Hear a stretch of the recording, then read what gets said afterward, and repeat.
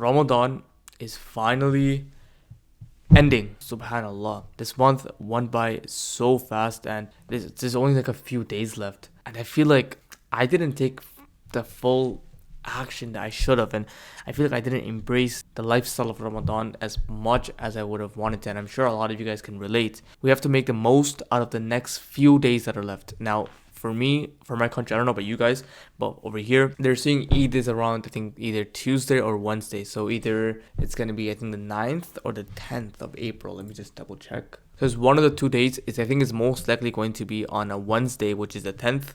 But Allahu Alam. With that being said, right now it's Fridays. I just finished praying Jum'ah. It's almost like a few hours till Maghrib. And Ramadan is really about to finish. As we know in the Islamic calendar, after Maghrib, that's when the day ends. So that's when we get to the next day of Ramadan. And I still have to get a good amount of Quran done and a lot of things to learn. Recently on my Kindle, I bought the sealed nectar, and I'm going to be showing that right now. I don't know if you guys can see, but I bought the sealed nectar on Kindle.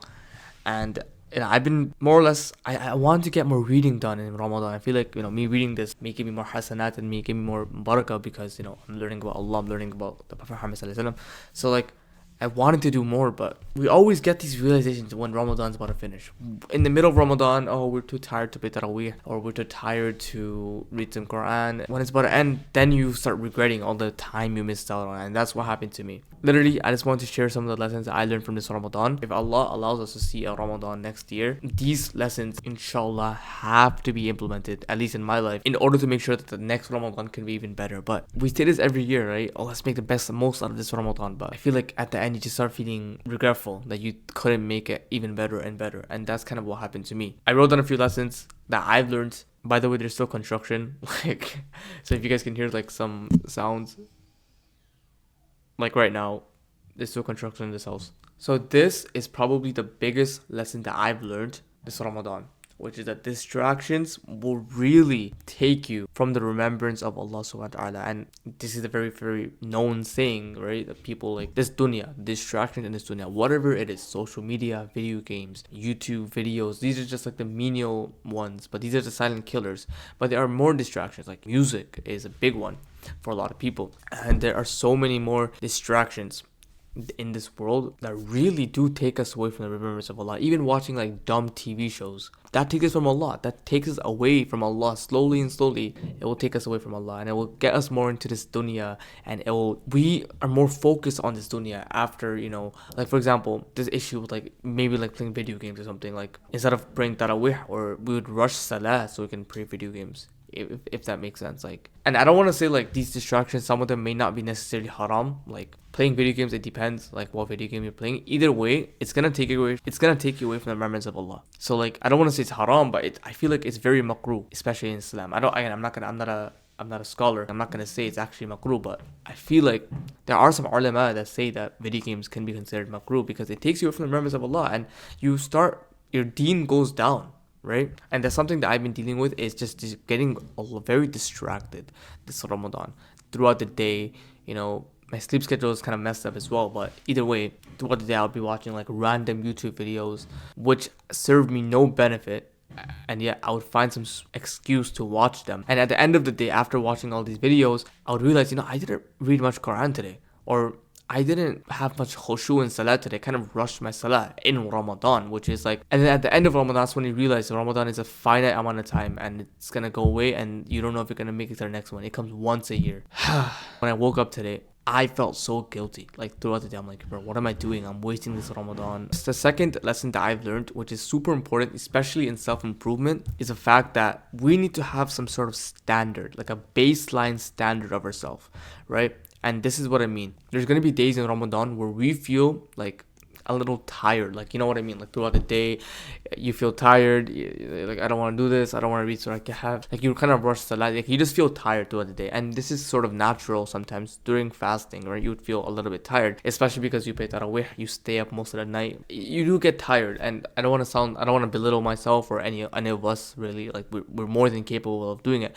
But you do feel tired mentally as well. And the thing is, like, we still have to get them done while prioritizing Allah. We still have to prioritize Allah, and there's a hadith that I will be talking about later on in the video that will encapsulate all of this. But we have to prioritize Allah more. That's why we need to have a certain standard of ourselves, where even if we do feel tired throughout the day, I learned that I need to have some sort of standard where I can still get my Quran done, or I can read at least a few pages of Quran to maintain my deen and to maintain my iman levels. As we know, our iman will go up and down, but we need to have some sort of baseline so that we don't fully fall off deen, that we can still maintain it to some extent. You know what, let me read a bit of Quran, let me actually listen to a bit of Quran so I can still feel the connection with Allah. And we need to have that little baseline, because you know, the moment you stop remembering Allah, the moment you kind of get away from Allah, that's the moment your life starts to decline. That's the moment you start becoming depressed. You see all the depressed people in the world, all the red-haired feminists, all this depressed, disgusting liberal garbage. That's just a problem in the West. There are depressed people amongst the richest, the celebrities that are committing suicide every single day. They're depressed. There's a common factor between the liberals that are depressed and that are taking depression pills, or the rich people and the celebrities that are depressed. They have no God, they have no Allah within their lives, and they realize that the things they've been chasing is fake and that there's no meaning in what they're chasing. So then they're like sitting there, what do I do? What's next? We know our end goal. We know where we're going to be at the end. Whatever we're chasing, which is Jannah, is eternal. It's endless, right? There's like little meaning to it. You know, Muslims are never depressed unless they're off deen. So that's what I mean. So we need to have some sort of baseline so we can never get into that depressed state, or we can never fall away from the remembrance of Allah. And I remember watching Imran ibn Mansur, may Allah bless him. He's also known as Dawah Man. Someone come through and show him that, inshallah. I know he believes it. But I know there's someone there. Give that money to the poor. He talked about how the thing that can sort of maintain your iman, or more specifically, how you can always have your iman be increasing, how you can always increase your iman, is by seeking more knowledge. The more knowledge we seek about ourselves, about Allah, about the greatness of Allah, about the greatness of Prophet Muhammad sallallahu alaihi wasallam, the more inclined we feel and the more motivated we feel to Islam and to Allah. Knowledge is this one of the single most things about, again, knowledge about Allah, knowledge about the Prophet Muhammad sallallahu alaihi wasallam, knowledge about the Sahaba can really, increase your iman levels and motivate you to becoming a better Muslim. The third lesson that I learned is that I can never be ungrateful for any amount of food I have.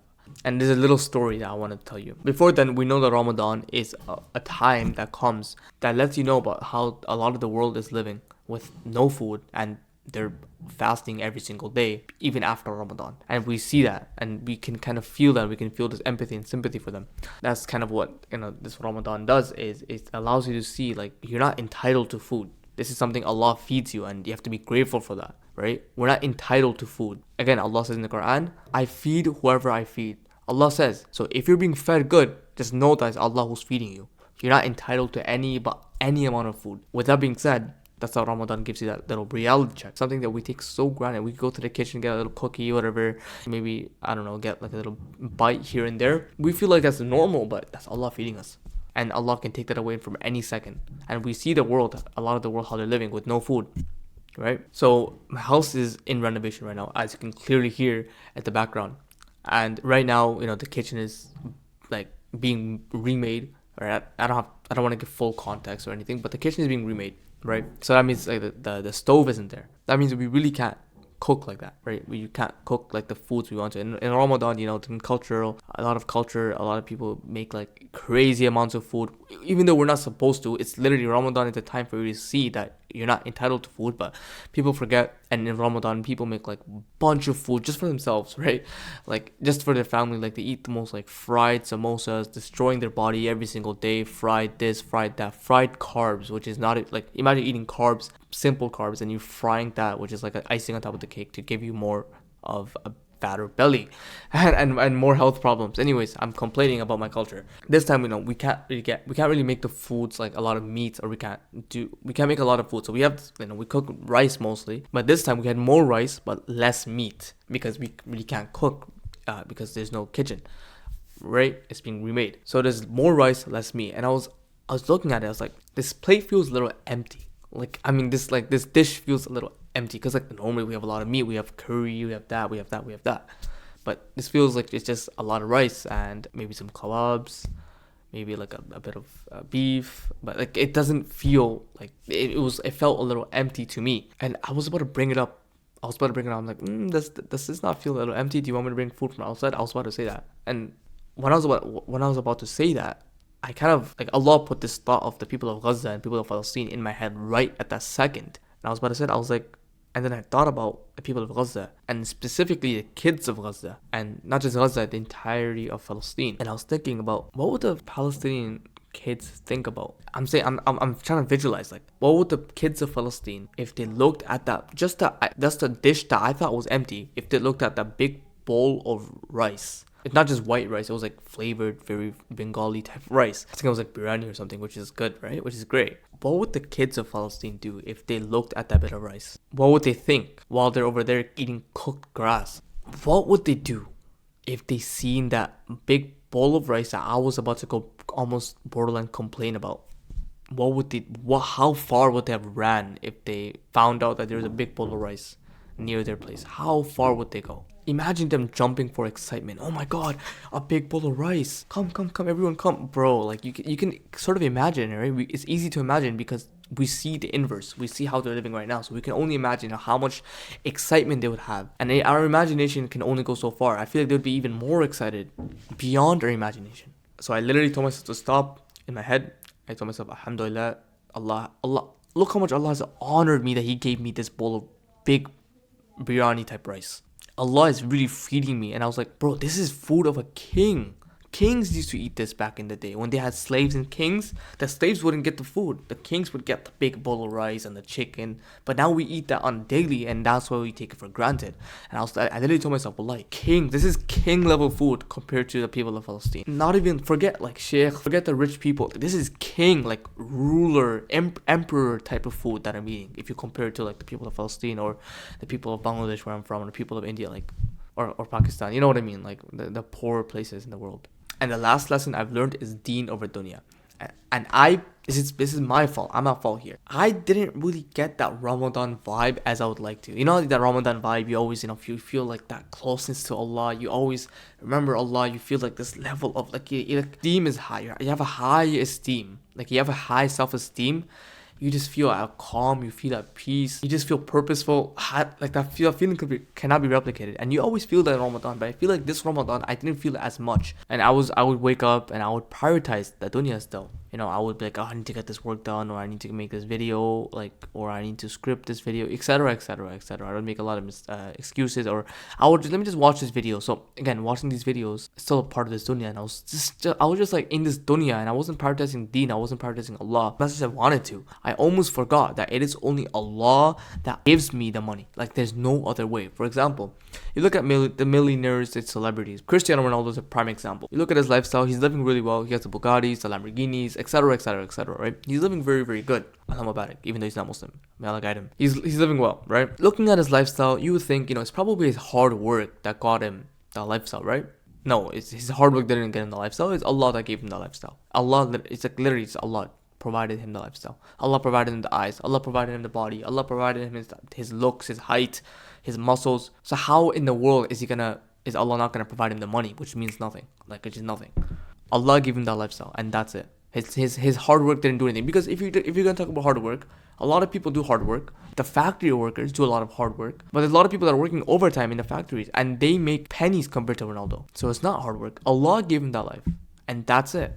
And that's the truth. So in the last few days that are left, like I really want to just prioritize deen over dunya and understand that it is who Allah who provides. Now, with that being said, there is a difference between tawakkul and tawakkul. And we know what tawakkul means, which is reliance upon Allah. It's Allah who provides for me. But tawakkul is saying Allah will provide for me, but not doing anything about it. Again, Allah helps those who help themselves. Allah gave us the necessary materials in order to attain the risk that He has written out for us. Allah gave us the brain. Allah gave me the setup, everything, this mic, in order for me to attain the risk that He's written out for me. So He's already written the risk, which is in default. In default already means that He's already, like it is He who provides. Tawakkul is when you just don't do anything, you sit around and you say Allah will provide, but you're not doing anything about it. So how, like, you know what I mean? Like, why would Allah give you out of all the hardworking Muslims out there? Like, I'm just saying Allah can give anything He wants. It's Allah's choice. I'm just saying Allah gave us all of this in order for us to work, so we can attain the risk that He's already written for us. So I'm going to be saying this hadith that will end off this video, and I feel like it's a perfect way to end this video. Anas ibn Malik radiyallahu anhu reported that the Prophet Muhammad sallallahu alaihi wasallam said this in a hadith which is in Sunan at-Tirmidhi. So it is a Sahih hadith, and he said that whoever is concerned about the akhirah, whoever is concerned about the hereafter, Allah will place richness in his heart and bring his affairs together, and the world will inevitably, that which means unavoidably, come to him. And in a lot of ways, I remember Imran ibn Mansur, he was talking about like the same hadith, which is that the world, dunya, anything of the goodness in this dunya, the money, whatever we desire in this dunya, which is meaningless, but all of that will be dragged to you, even if you don't want it. The word inevitably means unavoidable. Like you don't, it will come to you if you prioritize the akhirah. And the Prophet Muhammad Sallallahu Alaihi Wasallam said that whoever is more concerned with the dunya, with the worldly life, and whoever prioritizes the dunya more than the akhirah, Allah will place poverty between his eyes. Allah will disorder his affairs, and he will get nothing out of this world except what is decreed for him. You're not going to get the extra barakah, the extra hasanat, the extra blessings that Allah can give. So there's a very good distinction, right? Allah will give you everything you want as long as you prioritize Allah over anything. As long as you work for the sake of Allah. If you're working to make money, do it for the sake of Allah. So hopefully this benefited you. Let's make the most out of the rest of Ramadan. Let's read more Quran. Let's give more sadaqah. Let's give more charity. And assalamu alaikum wa rahmatullahi wa barakatuh.